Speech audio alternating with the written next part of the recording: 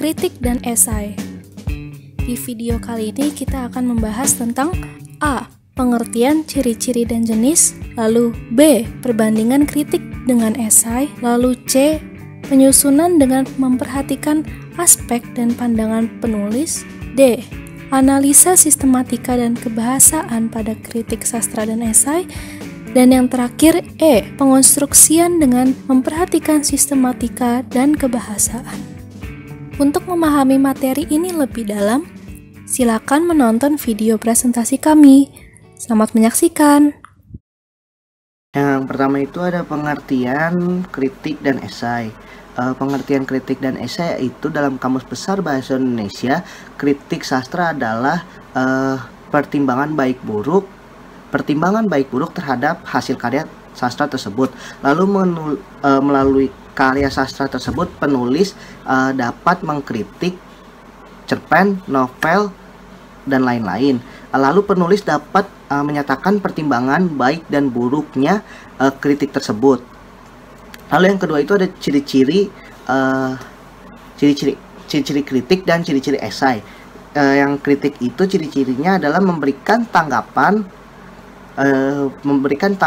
terhadap hasil karya tersebut. Lalu yang kedua itu memberikan pertimbangan baik dan buruknya. Lalu menggunakan pertimbangan yang bersifat objektif. Lalu memaparkan kesan pribadi kritikus tersebut. Lalu yang ciri-ciri esai yaitu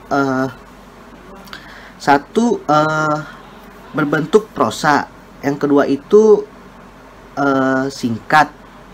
Lalu yang ketiga itu selalu tidak utuh. Keempat itu memenuhi kebutuhan penulis. Lalu yang kelima itu mempunyai ciri-ciri pribadi atau bersifat personal. Jenis-jenis kritik. Kritik sastra intrinsik adalah menganalisis karya sastra dengan berdasarkan unsur intrinsiknya sehingga kita bisa mengetahui kelebihan dan kekurangan yang ada dalam karya sastra. Lalu kritik sastra ekstrinsik adalah menganalisis dengan cara menghubungkan karya sastra dengan penulis, pembaca, atau masyarakat. Di samping itu, kritik jenis ini juga melibatkan faktor ekstrinsik lain seperti sejarah, psikologi, religius, dan pendidikan. Kritik deduktif adalah menganalisis dengan cara berpegang teguh pada apa yang dipercayainya dan dipergunakan secara konsekuen. Lalu kritik induktif adalah menganalisis dengan cara melepaskan semua hukum atau aturan yang berlaku. Lalu kritik impresionik adalah menganalisis sebuah karya sastra dengan berdasarkan kesan pribadi secara subjektif terhadap karya sastra. Lalu kritik penghakiman adalah menganalisis karya sastra dengan cara berpegang teguh pada ukuran atau aturan tertentu sehingga kita bisa menentukan baik buruknya sebuah karya. Lalu kritik teknis adalah kritik yang dilakukan untuk keperluan tertentu saja atau tujuan tertentu saja. Jenis-jenis esai. Yang pertama ada esai deskriptif. Esai deskriptif adalah esai melukiskan subjek atau objek yang dapat menarik perhatian pengarang. Jadi dalam esai ini bisa mendeskripsikan sebuah objek atau benda yang berada di sekitar pengarang. Lalu ada esai tajuk. Esai tajuk dapat sering kita jumpai dalam surat kabar dan majalah. Esai ini memiliki fungsi khusus, yaitu untuk menggambarkan sikap dan pandangan surat kabar atau majalah tersebut terhadap suatu topik atau isu yang ada dalam masyarakat. Lalu ada esai cuklan watak. Esai cuklan watak adalah esai yang memperbolehkan penulis untuk membeberkan beberapa segi kehidupan individual seorang tokoh kepada para pembaca. Jadi, pembaca dapat mengetahui atau melihat bagaimana sikap penulis terhadap tipe pribadi yang sedang dibeberkan. Lalu ada esai pribadi. Esai pribadi ini hampir sama dengan esai cuklan watak. Akan tetapi dalam esai pribadi berisi tentang tulisan pribadi si penulis. Jadi si penulis akan membuka tabir dirinya dalam esai tersebut. Lalu ada esai reflektif. Esai reflektif adalah esai yang ditulis secara formal dengan bahasa yang serius. Jadi esai ini jadi si penulis mengungkapkan secara dalam, hati-hati, dan sungguh-sungguh pada beberapa topik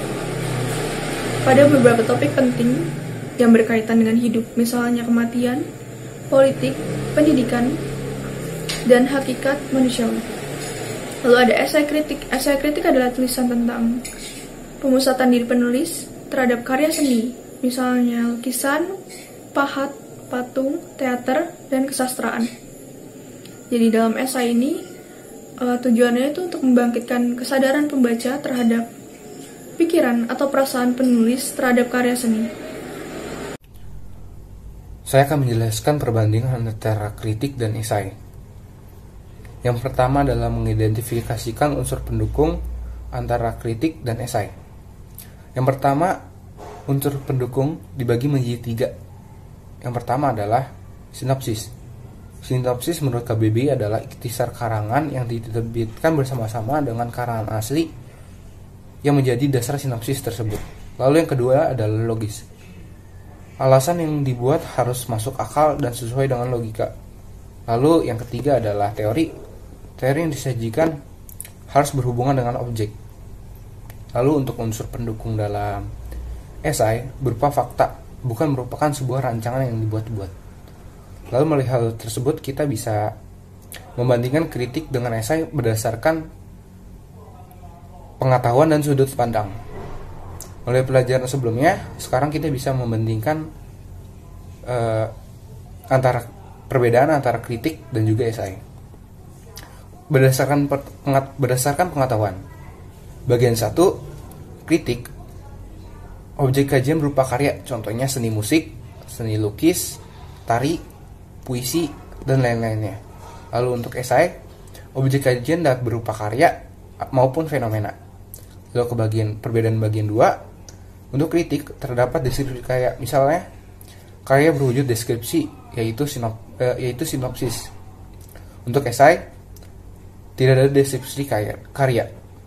Kritik, untuk bagian ketiga, kritik, data yang disajikan harus bersifat objektif atau sesuai dengan kenyataan. Untuk esai, tidak selalu membutuhkan data. Lalu kita ke bagian yang kedua, yaitu berdasarkan sudut pandang.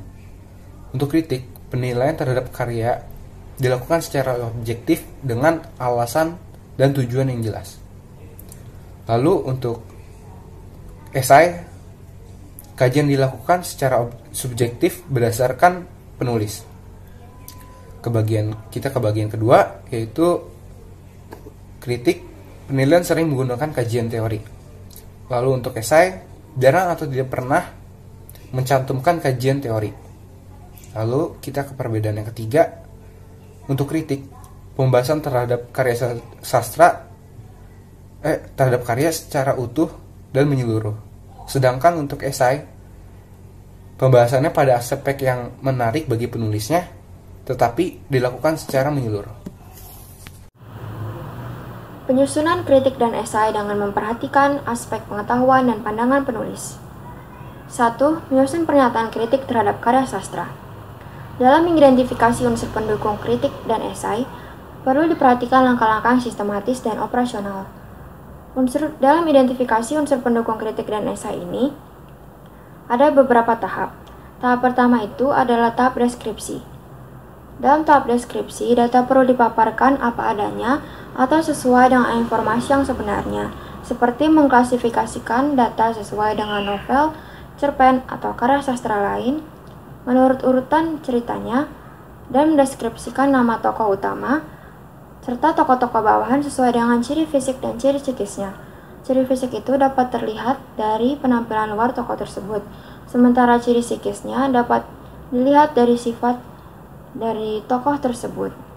Kemudian perlu didata lagi latar fiktif ruang dan waktu, serta latar-latar sosial dalam karya sastra tersebut.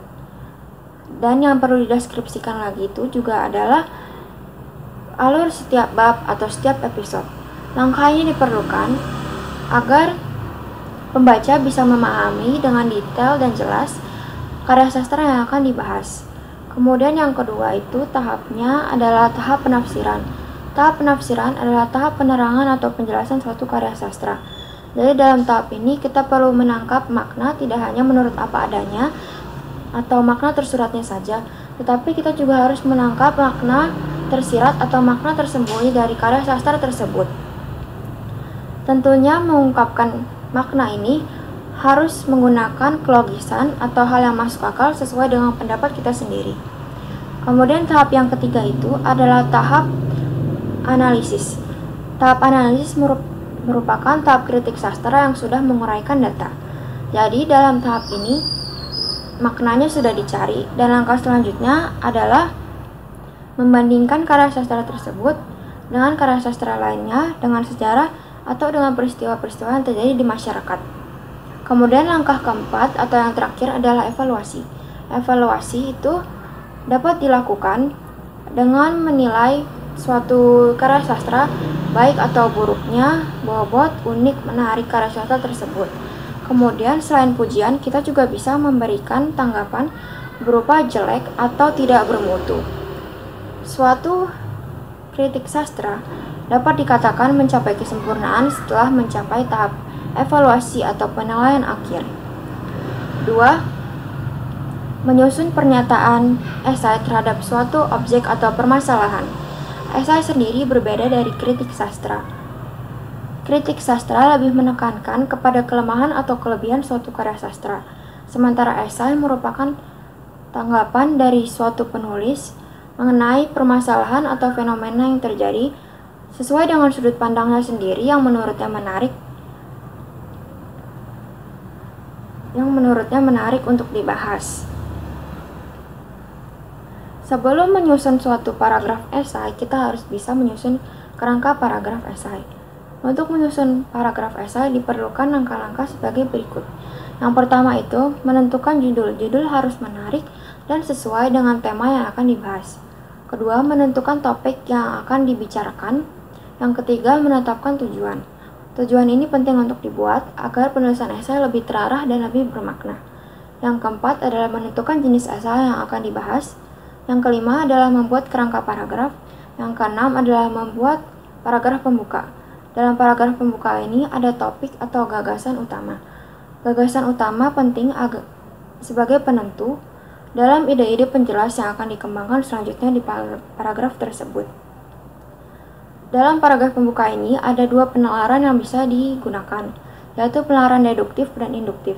Penalaran deduktif berarti pokok pikirannya terdapat pada awal paragraf. Sementara penalaran induktif berarti pokok pikirannya ada di akhir paragraf.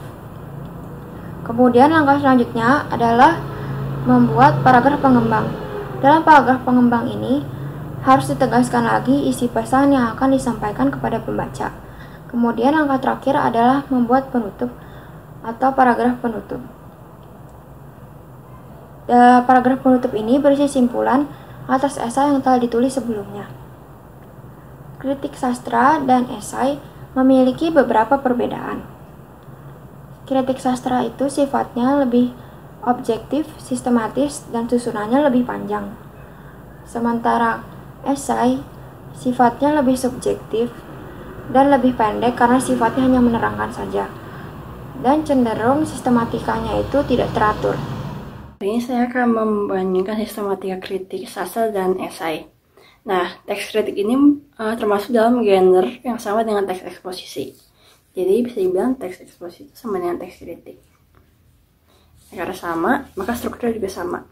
Yang pertama itu ada tesis. Tesis itu merupakan penilaian terhadap suatu karya. Yang kedua itu ada argumen. Argumen itu berisikan data-data objektif yang juga berisikan alasan yang logis. Yang ketiga itu ada penegasan ulang. Penegasan ulang itu ada di bagian yang terakhir, di benar-benar paling bawah. Nah, penegasan ulang ini berisi ringkasan ataupun pengulangan kembali tesis dalam kalimat yang berbeda. Nah, kemudian ada kebahasaan. Yang pertama itu ada kata kerja mental. dalam teks kritik itu kita menggunakan kata kerja mental. Yang kedua itu ada menggunakan pernyataan persuasif. Yang ketiga itu menggunakan pernyataan yang bersifat menilai. Yang keempat itu menggunakan istilah teknis. Terima kasih. Oke, jadi sebelumnya kita sudah membahas tentang pengertian, isi, dan sistematika, dan sekarang kita sudah sampai di bagian akhir, yaitu pengonstruksian karya kritik sastra dan esai. Jadi dalam pembuatan kedua teks ini sedikit berbeda, dan saya akan membahas tentang yang kritik sastra terlebih dahulu.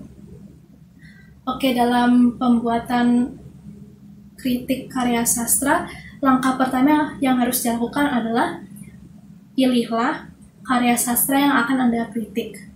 Yang kedua adalah carilah informasi dan data seputar karya sastra yang Anda pilih, seperti siapa pengarangnya, kapan tanggal dibuatnya, dan apa konteks yang terjadi pada masa karya sastra itu dibuat.